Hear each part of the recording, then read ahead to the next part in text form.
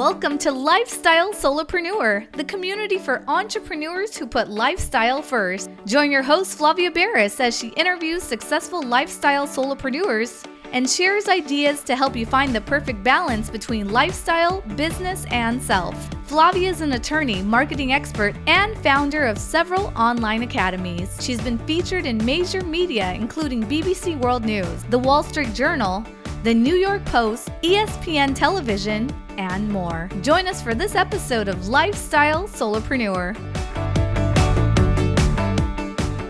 Hey, Lifestyle Solopreneurs. Today we are speaking with Misty Lynch. She is a CFP and a personal finance expert. She's also the owner and CEO of Soundview Financial Advisors, LLC. Misty hosts the unscripted reality show HEARTBROKE and the Demystifying Money podcast. She is also the author of Demystifying Money and a personal finance expert. Welcome to the show, Misty. Thank you so much for having me on today. I love the fact that you're here to talk about money, because I think money is that thing that whether you have it or you don't, whether you're happy with, your income or you need more, whether you're happy with your savings and your plan or you have no plan at all, money is just on everybody's mind. And that is what you do day to day. You help people with finances. So how did you end up where you are today in this area of business? Yeah, so it goes back really far, but my family, my father was self-employed. And so I was born in 1980. And so my mom did not work. She had no financial background, really. I think that my dad, he was very successful in the 80s. He made good money. They had a nice house. We had 2 cars. They had a boat. They never talked about money or fought about money, but things were really, really comfortable for us when I was very young. And then around age 9 or 10, things started to really change with my father's business. It seemed in my 10-year-old brain to evaporate overnight. And so I spent that next part of my life into adulthood with parents who were struggling to get by. My mom had to take some jobs that maybe were unpleasant or low paying. And my father was continuously trying to change his business and get things back to the way they were. But there was always this sense of they're really smart, they're working hard, but money just felt like something that other people had figured out, and not everybody struggled so hard. And so I really got really, really curious about money after a stock market contest in the 6th grade where we had to pick a stock, and we learned that you can put money into other people's companies and then it'll grow. And so I thought I had everything solved in 6th grade. But, then I realized there's a lot more to it than that. So I saw the great side of entrepreneurship with my father when I was very little. We had success. He had all the time in the world. He set his schedule. And so part of me thought that was the way to go. He never thought you should have a boss telling you what to do. And then I saw the downside. I saw the scary, isolating side. And so it was a real conflict with me when it came to going to college and what I wanted to do after, to figure out is entrepreneurship really something I want to do? Or should I go for something quote unquote safer, go get a job, go get benefits? And I kind of had battled that fear and ended up working in a corporate environment for about 13 years. But I constantly thought about doing my own thing, working with my own clients, having my own space, having the freedom to make my schedule. And so finally in 2020, years later than I'd started thinking about it, I ended up leaving corporate right before the pandemic, right when I turned 40 years old, and went into business for myself and really just haven't looked back. Amazing. And so business for yourself, what does that look like? How does your day-to-day work differ from when you were sort of under that umbrella of a corporate overlord, let's call it? Yeah. And for me, I didn't even hate corporate. I didn't really even have a job. It wasn't, I liked my work when I was there, but I had to take a train ride into the city every day. I was getting up at 5 a.m. to go to the gym. I had young children, so we had childcare in our house. I had to gosh, I had to bring like a pump bag back and forth when I had my babies. I was just constantly like lugging stuff around. And like, I always felt like I should be somewhere else. When I was home, I felt like I was slipping at work. When I was at work, I felt like I should be home. And I just constantly had this like feeling like I wasn't exactly where I was supposed to be. I was busy and work was good, but it just never, it felt like it just wasn't quite right. And so I know some people that are working in jobs that they absolutely hate, or they stick it out until it gets terrible. But I think like sometimes you might just not be, it just might not be aligned, and it might not be that bad, but it's still enough for you to like listen to that and think about it, and then try to figure out like what you might need to do to get where you really truly want to be. Because it was definitely scary to leave a comfortable paycheck, especially with a young family. But, you know, it was just, I felt like I was always rushing somewhere, and it was tired. It was exhausting. What was surprising about becoming a solopreneur? Because I feel like everyone who's jumping in, whether it's with one foot or one little toe in, or maybe 2 feet, just diving into it, you have this idea of what you think it'll be like to be your own boss and to be a solopreneur. But then once you're there, I'm sure there are some things that you had, envisioned and it came out just like you thought, but there may have been some things that were surprising or different than you anticipated. What were some of those things that surprised you? Yeah, I think it was surprising, especially going from, by the time I left corporate, I'd had at one point managed like a 16-person team. And I was at a company that had a department for everything, for finance, for marketing, for public relations, for accounting, all these different departments. And so one of the things that was kind of interesting going into, working for yourself is realizing like, there's no one who's going to tell you what to do next. There's no boss evaluating you. And while that's great, I think that also there is that sense of like, oh my gosh, I am every department. I'm sales. I'm all of these different things.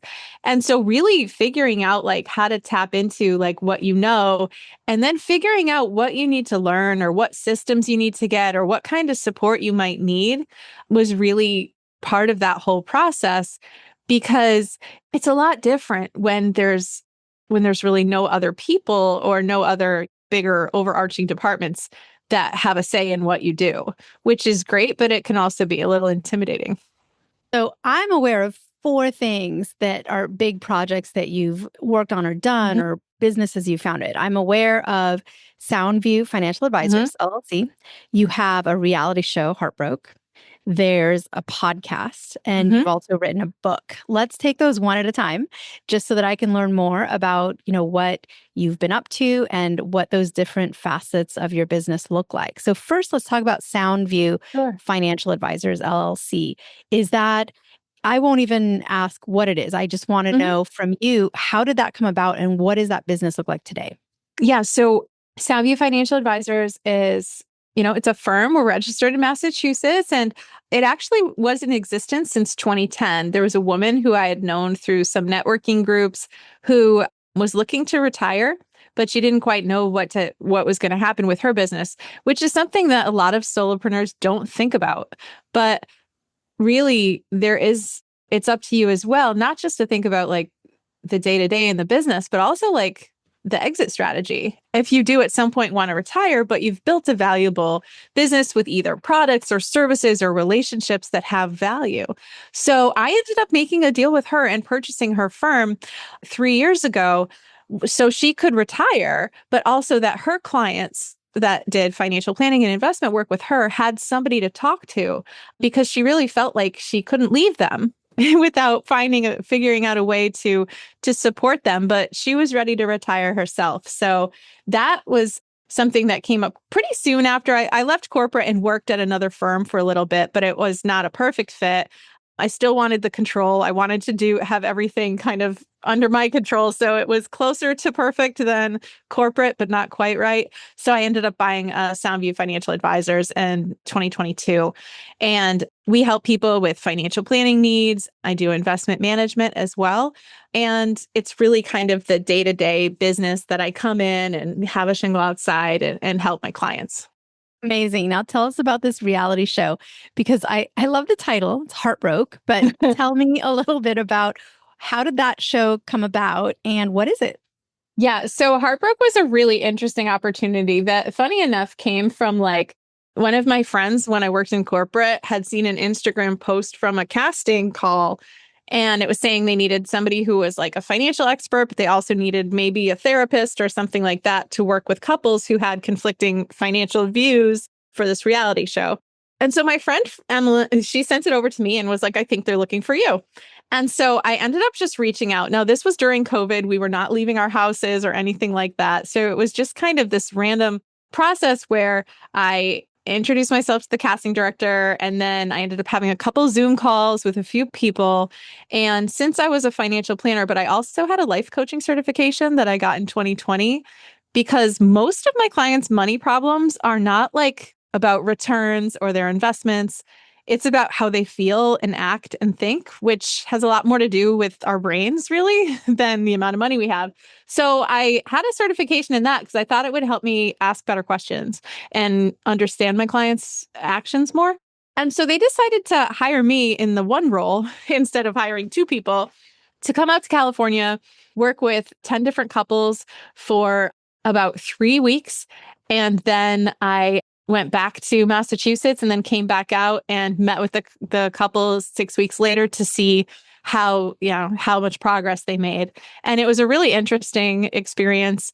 I think anybody could relate to at least one or two of the people in the cast because it was so diverse. There were people who were married, people with kids, people who were dating, people who weren't sure if they should stay together, coming from very different financial backgrounds with different ways they think about money. So it was a really interesting experience. And that show you could find either on my website or Million Stories Media, which is a very cool company that is looking to kind of combine financial literacy with entertainment to make it a little bit more enjoyable for people to learn and to follow along. Love it. And another way that you have educated people is through your podcast, Demystifying Money. Tell us about the podcast.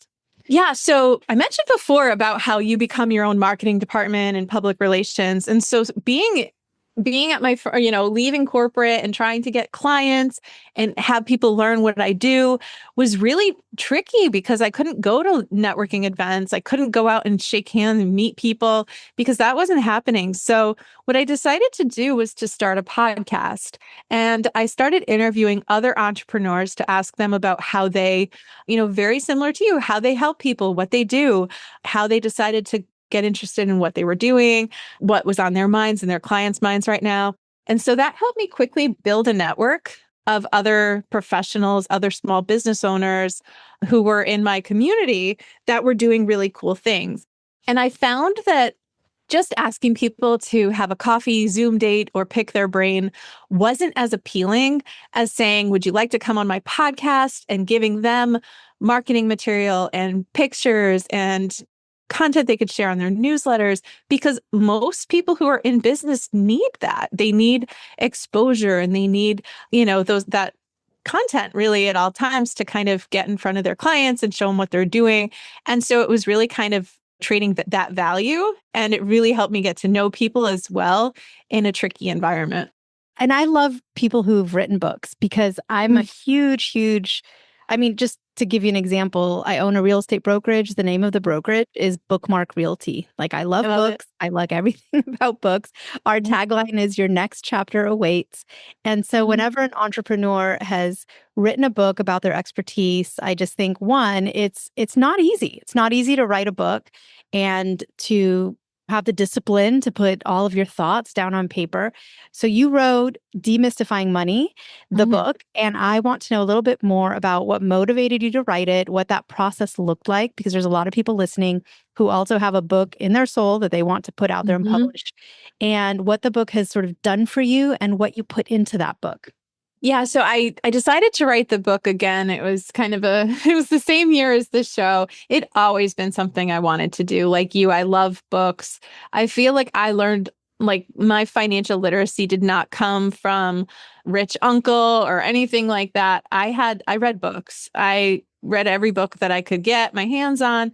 And when it came to that topic, and I loved how, like, I feel like authors, they're sharing like the best information that they have. Like they're pouring it all out there into a book, and we're able to access it for like $10, $20. Like it's just amazing to me the amount of value and effort that goes into a book. And I always wanted to write one. And I did know that part of what I like to do, speaking engagements, doing seminars, webinar, working with people at a larger scale, usually being an author, like from what I'd learned was helpful for that. And so I feel like if you're somebody who does want to get on keynotes or bigger stages, like having a book can really kind of display that you're an authority in the space. And also it's a great way to help more people, because solopreneurs, they hit capacity. They can't help everybody. But I do think that if there's some people that want help or reach out to them, if you have something you can offer, like a book or something that's like a lower cost type of information you could give to them, like sometimes it feels really good to be like, you know what, I might not be able to help you, but here's a copy of my book that maybe will spark some ideas or help you kind of get on the right track, depending on where they're at. I hope you've motivated some of us listeners, right, to write our books, get them out there, because I agree with you 100%. It's such a great way to add a product that you can offer where your expertise is packaged into a really easy to digest, usually a lower price point than hiring you one-on-one. Mm-hmm. And really every entrepreneur should have a book out there or available. So, to be in parallel with all the services that they offer. Yeah. And I've had a few guests on my podcast that like help people write books, which is really cool. Even the publisher that worked with me. And there's so many different ways to do it. I worked with somebody who was like an editor. And so we would talk once a week, and then she'd want to see like a draft or a chapter. And so this was all before ChatGPT and everything too. But it's funny, sometimes when you're a solopreneur, like if somebody else is depending on you to show up or to produce something, usually, a lot of times we'll do it, it's like, and so having somebody that kind of held me accountable, because this book it took me about 6 months to write. It could have taken me 6 years, depending on the pace that I decided to go. So there's a lot of small businesses out there that are helping people either figure out their book or help them with their writing and things like that, which is really cool. So for anyone that wants to learn more about, you have so many different things to offer, right? Someone could contact you because they're looking for financial planning and want more guidance in that area. Someone may say, I really want to check out that HEARTBROKE reality show because it sounds really entertaining, or they want to tune into your podcast or get a copy of your book. So where can people go online to find more about you and what you offer and how to get in touch? Yeah. So if anybody's interested, you can the easiest way would be to head to mistylynch.com. So one of the things about having a unique name, it was easy to get the URL and the domain. So it's really just my name. And there's a link to get to the Soundview Financial Advisors website page from there. But there's also all the episodes of the podcast, a link to HEARTBROKE, and the book's available there as well. Amazing. Misty, it's been so fun chatting about finance and your story, your journey, and all the great tips about publishing books and how to just grow as an entrepreneur. I'm so appreciative of your time. Thank you so much for being on the show today. I really, truly enjoyed this. Thank you. Hey everyone, thank you so much for joining us, and I hope you enjoyed the show. Don't forget to subscribe to this podcast, and if you leave a review on iTunes, I promise I will read every single review. If you know someone who makes a full-time living from part-time work, and maybe this is you, please visit lifestylesolopreneur.com to nominate a guest or to nominate yourself. Because remember this, money doesn't buy happiness, but money in the hands of a happy person, there is no greater tool.